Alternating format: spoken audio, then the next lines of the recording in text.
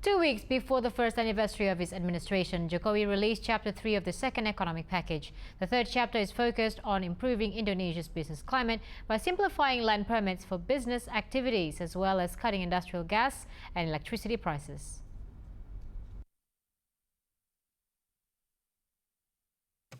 Announced a day earlier than scheduled, the third chapter concentrates on two major points: cheaper fuel and cutting red tape. Aviation fuel is down 10 cents per litre, or over 5.3% for international flights and 1.4% for domestic flights.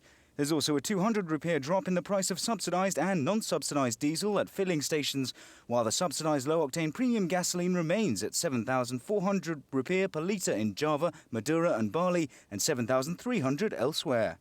Meanwhile, the price of subsidised 12-kilogram LPG canisters used by small businesses has been lowered from 141,000 to 134,000 rupiah. Fuel prices will next be updated in December. And for electricity, the government is giving a 30% discount for groups 3 and 4 during non-peak hours from 11 p.m. to 8 a.m. For peak hours, users in those groups will be charged between 12 and 13 rupiah less per kilowatt hour. Groups 3 and 4 cover industrial users. The government is easing power obligations for low-performing and labour-intensive industries. They can now postpone payment on 40% of their electricity bills for 6 to 10 months before paying what they owe back in instalments. It's hoped that will take some pressure off the cash flow of businesses that are particularly hard hit by the slowing economy.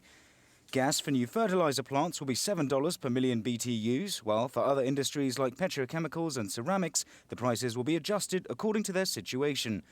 Changes to industrial gas prices come into effect in January. Perlu digarisbawahi bahwa penurunan harga gas ini tidak mempengaruhi penerimaan dari bagian perusahaan gas kontrak karya. Ya, ini yang dikorbankan, dikurangi adalah PNBP-nya dan biaya distribusinya.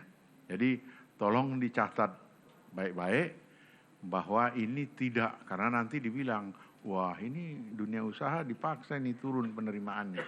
Tidak, penerimaannya tidak berubah. Indonesia is also simplifying and accelerating the process of land permits. Permits for land use and business use and the extension or renewal of rights to use land have all been accelerated. Processing time on land use permits for up to 200 hectares will be slashed from between 30 and 90 working days to 20. For land above 200 hectares, it's 45 working days. Extensions on up to 200 hectares will now take 7 days, way down from the current terms of 20 to 50, and it's 14 days for those above 200 hectares.